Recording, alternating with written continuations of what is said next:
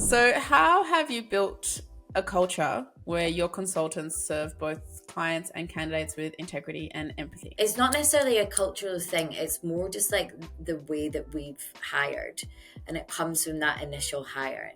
So like we hire people that like align with our values, and then they come in and they see that reputation that we have in the market, they see that the standards that we hold, and then they genuinely want to be part of it. So it's not like something necessarily that we have to force. In fact, it's not something that we have to force at all. It's like we want them to come in, and we want them to want to be part of that culture. So that's definitely something that we kind of find comes naturally if we're hiring the right people. And I know it's easier said than done, like hiring the right people, but I would say that I am a really good judge of character. I can tell straight away whether or not someone's going to be right. Yeah, call it my superpower, I don't know, but we do tend to bring in good humans. So yeah, that's kind of where we're at. And then from hiring, like it's embedded in the training that we do with people once they start as well. So like you still have to teach a little bit. Like we go through like the standards that we have from the very beginning, and that's just kind of passed down. And like I say, we do pay for that platform, which is Recruiter Insider. That holds us all accountable for our service for our clients and our candidates. It captures real-time sort of insights from the processes that we're doing. It allows us to control hiring outcomes and the overall experience that people get when they come in contact with us. So yeah, I do just think the consistency that we have, the KPIs that we set, which are probably outside of the norm, are how many candidate care calls you need to do each week. It's not optional, it's part of our process. That's great. Well, obviously, you have a really good induction process with that training and all that, but people tend to become their environment. They sort of what's supposed to emulate or adapt or whatever it is. They Yeah. morph into their environment. So usually, if there is, you could be a really happy-go-lucky person, but if you go into such a dreary, negative work environment, eventually over time it beats you down and you become dreary or demotivated and whatnot. So yeah, you're getting the right people, but you're keeping that energy there for everyone to sort of absorb, which I love. I mean, yeah, you're the type of agency that I would want to work for and with, because it just You're sort of looking gives for me a job, flashbacks. Pauline. Sorry. You're looking for a job. Come on over. Well, I do love recruitment. Like you're saying, it's your superpower to read people. I feel the same, but I used to Any call it part-time something roles else. I used to available? call it love at first sight, Ah, because I used to believe in love at first sight, but only in the recruitment only world. for jobs. Because as soon as they come in, I'm like, I'd know. I'm like, that's it. That they're the one. The one, that's the one. And Yeah. I was always right. A few times, I mean, gotta be honest, a few times I have gotten it Oh wrong. yeah, you don't always get it But right. most of the time, I was able to like read the room really well and understand that person and connect with them.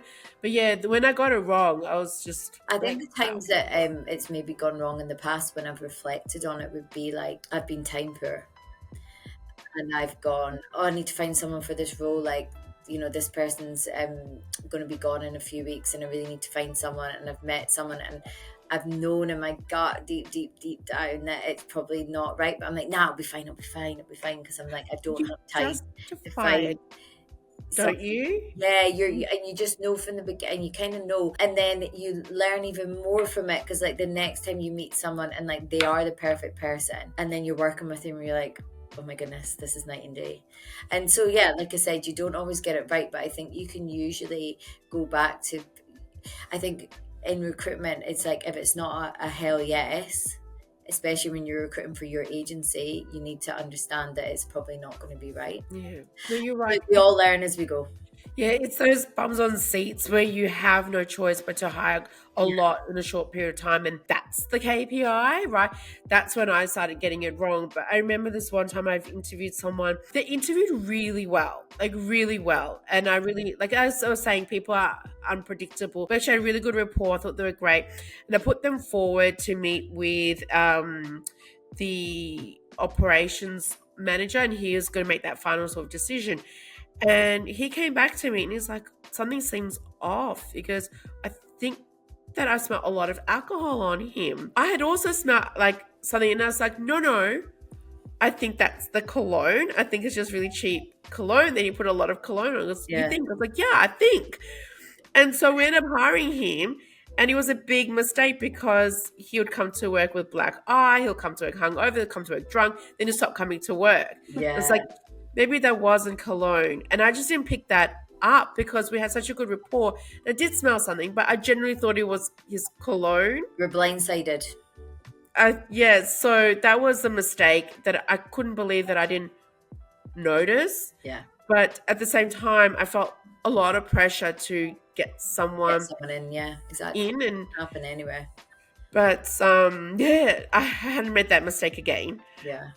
That much. And But recruiters, like, we can hire for anyone, but when it comes to then hiring for our own organization, it becomes like a chore. You know, you're like, oh no, I'm gonna have to find someone for this, right? And then you kind of think to yourself, right, what am I looking for? And like, you don't give yourself the proper job brief sometimes, you know? Because emotion starts to get involved as well, and all the things. So yeah, always learning from recruiting for ourselves for sure. Yeah. So looking into the future, what changes would you love to see in the industry, say over the next 5-10 years, both like, you know, culturally, operationally, or just any changes at all? I kind of touched on it a little bit above. Like, I would really love, and it's a pipe dream, because like we've worked with some clients for years, and we love working with them, and we have a trust with them. So honestly, whether we worked contingently with them or retained with them, it wouldn't make any difference to us, because they're loyal to us. And you know, if they give us a brief and we take it and we put our heart and soul into it, and we ask them the straight up questions, are you working with anyone else at the moment? They say no, cool, let's just go ahead, that's fine. But for other sort of areas, moving from a contingency only model to a retained shared risk model, that would be the dream. I think eliminate sort of transactional CV pushing type recruiters, those recruiters that, you know, they're speaking to a candidate, their eyes glaze over, they're not even listening, they're completely hyperactive, thinking about something else. You don't want to be working with those types of people. I think preserving the sort of human element as AI and tech starts to take over, like as that advances, like still remembering that AI is not going to be able to have that deep, meaningful conversation that you need to have with your candidates post and before interviews, you know, prior to getting roles. So this is probably an area that I feel quite passionate about, so I've got a few more. I think what I would love to see more than anything is agencies as a whole sort of collectively maintaining their value, knowing what their sort of value is, knowing what their rates are, rather than this sort of racing to the bottom. And then clients sort of meeting us in the middle, and sort of actively avoiding these low quality, low rate transactional recruiters, because if we don't sort of look to you know, raise the standard or keep a good standard, then the quality of work that recruiters do is just going to get less and less, and it's going to continue having that sort of reputation that some recruitment agencies have. Because we shouldn't be expected to drop our rates to compete to get jobs on, because we know our value and our worth, and we hold strong on the service that we provide for both our clients and our candidates. So it's more about seeing like agencies genuinely knowing their value and holding that value that they can provide to other businesses. Like, you just want to make sure that we're keeping that industry standard, and you see some crazy rates and things out there, and you just think like, you know, working at 8% is not going to be showing the true value of your work. No, definitely not. That's low. Yeah, I mean, that just plucked that out of thin air, but you know what I mean. Oh, like, but there are agencies. Yeah, I mean, there are. Yeah, there definitely are. It is very low, especially in this time where everything is so expensive. On the flip side, like, if you are going to be providing the service of 8%, then continue on. Our agency. If I was a client, I wouldn't be working with that, but it looks people, which is it's trying to just like bring that standard up and then maintain the standard. Yeah, I think that's a great vision to have for the future. Yeah, because I feel like, especially the larger recruitment agencies, I feel it's more so where it's about the money, the bottom dollar. It's not about the quality of work. And I find that what I've heard, in any case, I've not worked for large agencies, so I can't really tell you, but what I've heard from others who have worked in there or who've dealt with recruiters from large companies, that it's about them getting that sale, getting the client, but not really caring about the candidate. They're sort of left volume. behind. It's volume. It's grabby. It's taking on 12 roles at once, not really knowing that you're going to provide a good service for any of them. And for us, like, we actively encourage our consultants to only take on work that we absolutely know we can fill and that we will fill, because again, we provide stats on our fill rate, and our fill rate is significantly higher than market average. Because I feel like now these companies, they're just hiring salespeople, not recruiters. And you need that human element that you keep talking about. That is so vital. And what I would like to see is, yes, the AI thing, it has its place and it can be side by side, it can be helpful to filter through or whatnot, but I wouldn't rely on it. I would also like to see that you say you provide training to the people that work with you, your recruiters. That's what I would like to see, that training. There's no training, what makes a good recruiter. Like, if a person comes in with no experience but they're good at sales and they can get the client, they can sell the dream to the client, but then they can't fulfill that dream because they're emotional, not just the emotional intelligence, but they don't know what they're looking for. They don't know really what to focus on.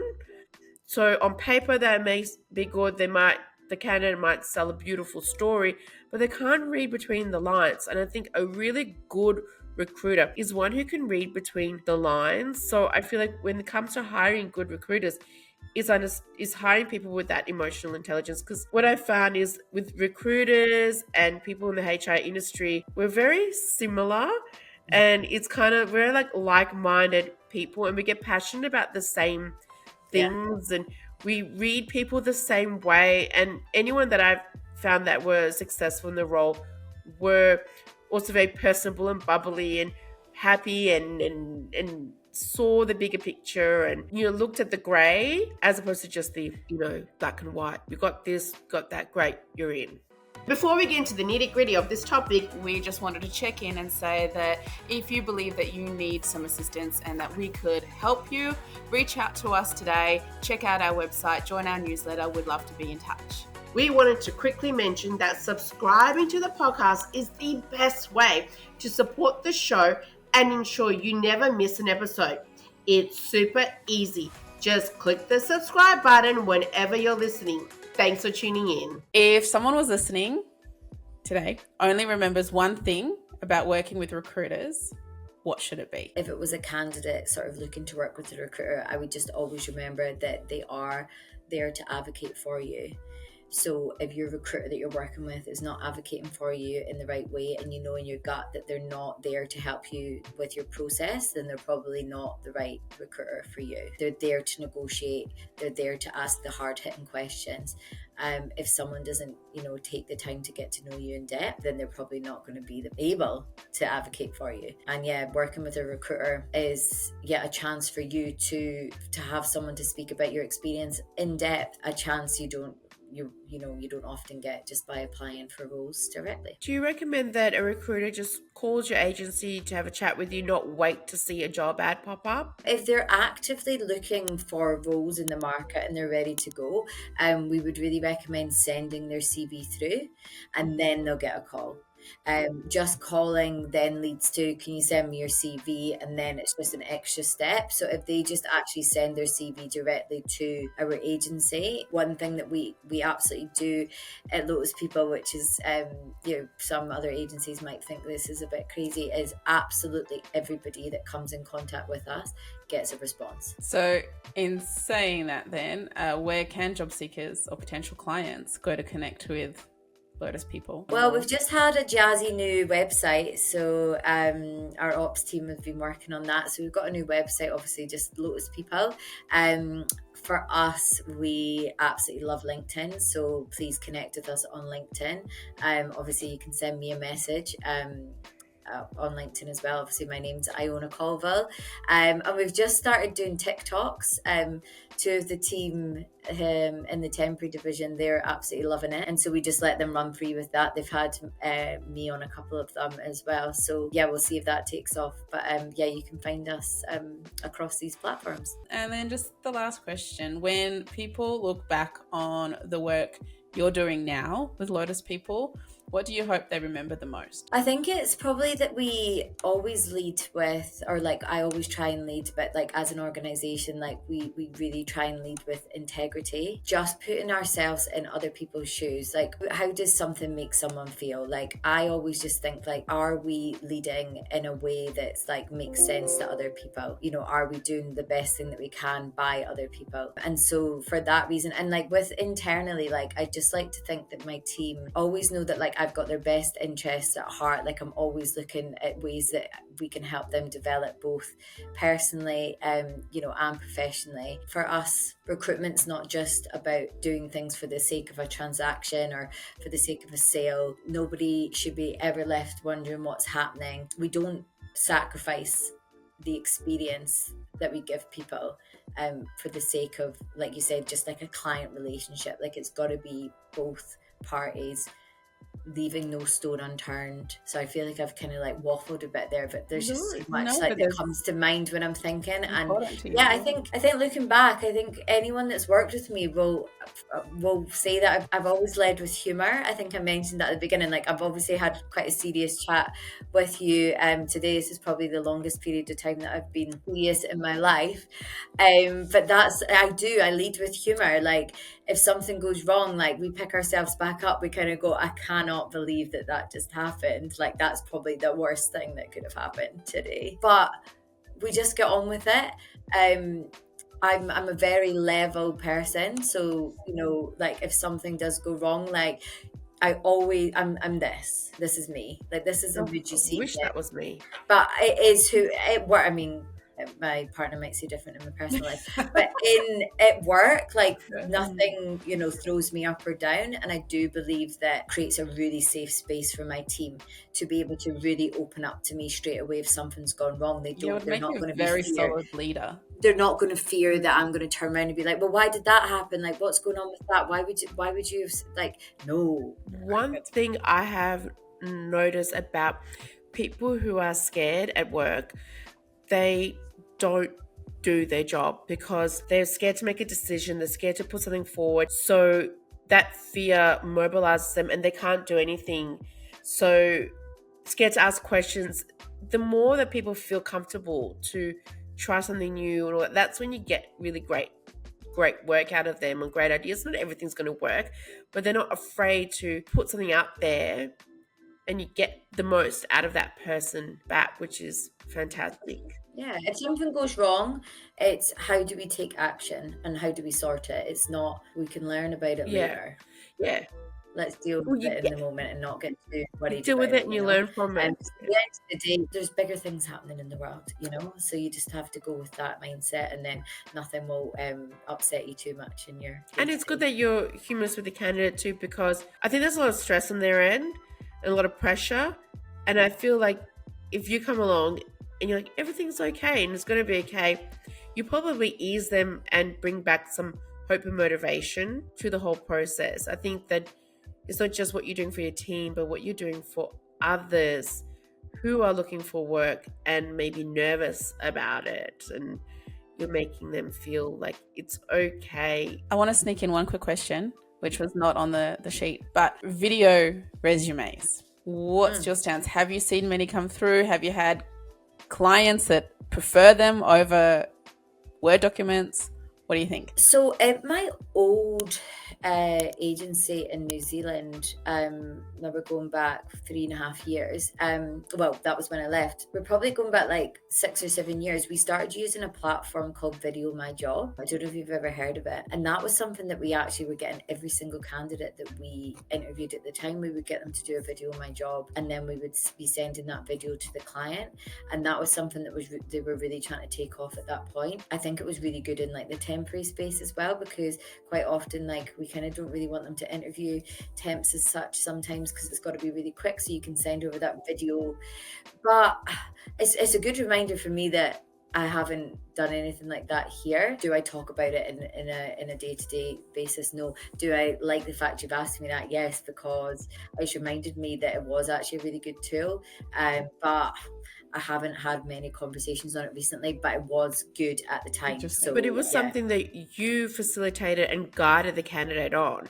It was Yeah, we just sent them a link and they would do it. And it was I think cool. that's great for high turnover roles like temping and stuff like that. That's a great idea. I think for big Yeah. roles, like if you were going to go for, say, a CEO position, I don't think recording is great, but I mean, people are talking about it more. It's not there yet. Like, not everyone's doing it yet, but I don't know. I don't know about it. There can be, look, people will have opinions on it as well, because it's like, are you opening up certain biases with having it? It's like when you put like photos on CVs, like, are you looking at the person's picture or are you looking at Right. their experience? So yeah, I mean, like there's always going to be nuances to everything. So yeah, I think it is. I think Amazing. It is Thank you so much for your time. Thank you for answering that extra little question.